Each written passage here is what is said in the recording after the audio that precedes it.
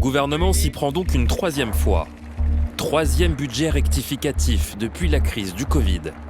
Présenté ce matin en Conseil des ministres, qui marque une nouvelle phase dans le soutien d'une économie à l'agonie. Ce temps nous amène à soutenir, avec ce projet de loi de finances, un certain nombre de secteurs qui sont les plus menacés et avec eux des centaines de milliers d'emplois. Nous voulons, avec ce projet de loi, protéger les emplois et accélérer la transformation de secteurs industriels français. Bercy annonce donc 45 milliards d'euros de soutien pour appuyer des secteurs sinistrés, tels que le tourisme, l'hôtellerie-restauration, l'industrie automobile, aéronautique, mais aussi le bâtiment, les commerces et l'artisanat. 45 milliards d'euros qui grossissent un peu plus le montant des sommes déjà mobilisées par le gouvernement.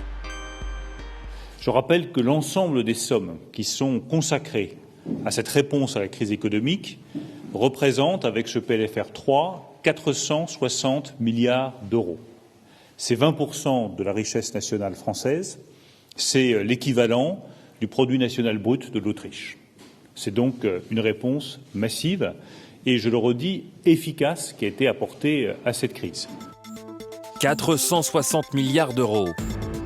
Une somme vertigineuse qui vient creuser un peu plus le déficit et alourdir le poids de la dette à plus de 120% du PIB. Les finances publiques font grise mine et les perspectives économiques du pays s'assombrissent. En matière de récession, le gouvernement a dû revoir ses estimations à la baisse. Moins 11%, c'est le chiffre de la récession tel que nous l'évaluons. Pour 2020, ce chiffre n'a pas d'équivalent depuis la Seconde Guerre mondiale. Dans ces circonstances, la principale menace qui pèse sur nos compatriotes, c'est la menace du chômage. Et l'emploi est redevenu la priorité nationale face à la crise économique que nous connaissons.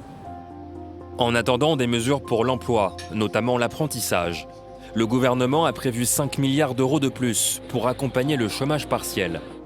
Alors que l'État dépense des milliards, son nouveau budget prévoit encore une baisse de ses prélèvements obligatoires, comme les cotisations et la TVA. 27 milliards d'euros de recettes en moins dans les caisses de l'État.